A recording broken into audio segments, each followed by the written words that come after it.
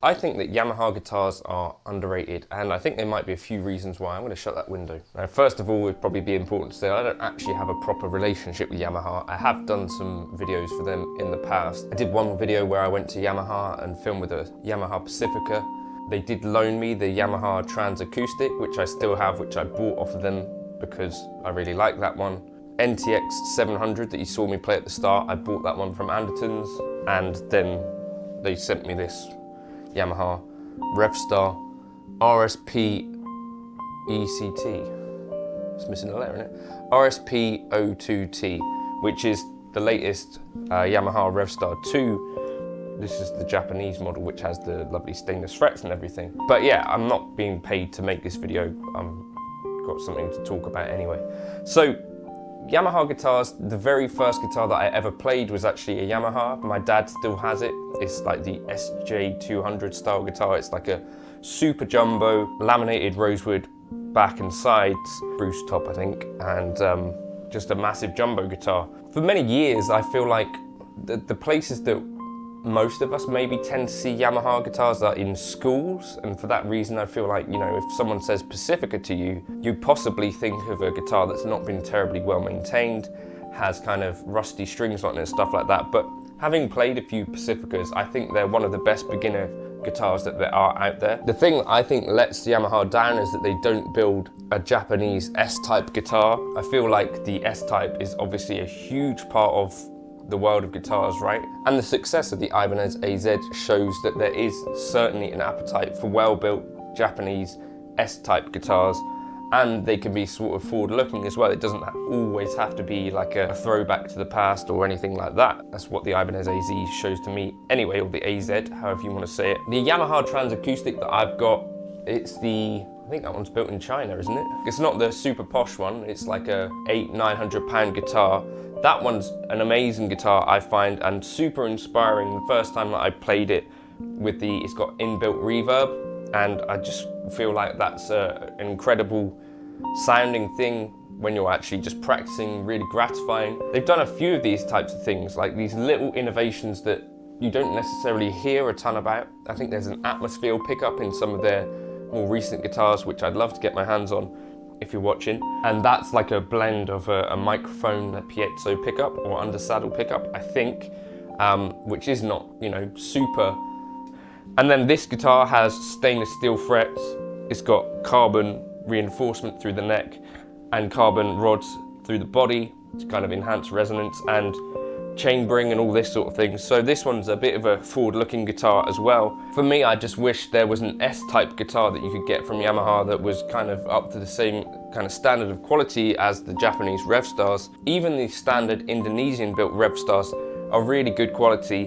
When I played each of these on the day that I spent up with Ross in Nottingham, Mansfield, they were all super high quality feeling guitars, except for the yellow one, which wasn't quite as, that was the Elements, I think. That one I didn't love as much, but the standards and the professionals did feel really, really nice.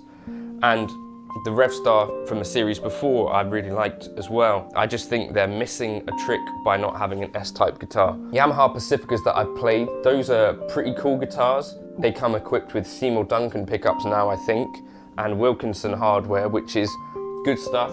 K-Line use Wilkinson hardware on the Strats that I play. Obviously, if you know the channel, you know that K-Lines are kind of my go-to for the Fender style guitars. Two of the best guitarists in the world at the moment play Yamaha guitars. So you've got Borelli Legren, incredible guitarist, and Matteo Mancuso, obviously you've heard of him, another incredible guitarist. I just think they're incredibly robust guitars, reliable, consistent, and some of them look pretty cool. I do think they have a massive kind of gap in their arsenal at the moment, a level above the Indonesian made stuff, maybe a Japanese built one with some stainless frets, some Lola pickups, something like that. Something that doesn't necessarily say Pacifica on the headstock. You know, this kind of thing I think is really cool, just because it reminds you that Yamaha don't just make guitars in a way, or cheap guitars as well. They make incredible pianos, they do a bunch of cool stuff. They make motorbikes, lawnmowers, all sorts of stuff, right? But yeah, I don't know. That's kind of my thoughts. I feel like the Yamaha guitars are, in general, underrated. Certainly in the acoustic realm, There are loads of great Yamaha guitars across the whole range, especially the higher end stuff and the Red Label and beyond. I think those are pretty well regarded in general, but in terms of their guitar stuff, I feel like they're missing a bit of a trick. Obviously the Revstar stuff is now across the whole range. You've got expensive models and cheaper models, but there's nothing as yet like a high-end Pacifica. Do you think you'd buy one of them? Maybe you would. No, if it was decent, I think I'd be well up for playing one of those. I guess the Mike Stern one is kind of the sort of thing you could be looking at. Anyway, I'll catch you in another video soon. I just was playing that nylon guitar this morning in this one and thought, yeah, these guitars are really good. And so's the other one. It's over in my parents' shipping container at the moment. I just feel like they make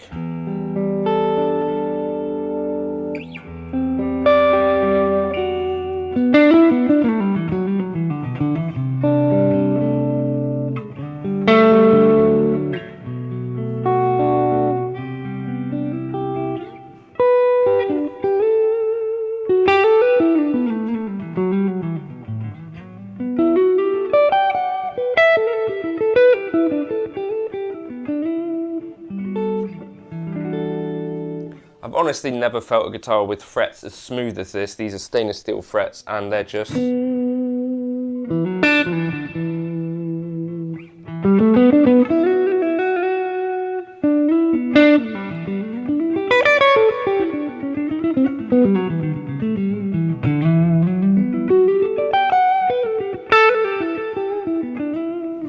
just wonderful guitars. I don't know, let me know your thoughts on Yamaha guitars in the comments. Let me know if you think they're missing a trick with anything. And let me know if you've got a Revstar and you dig it. I'll catch you in another video soon. Cheers.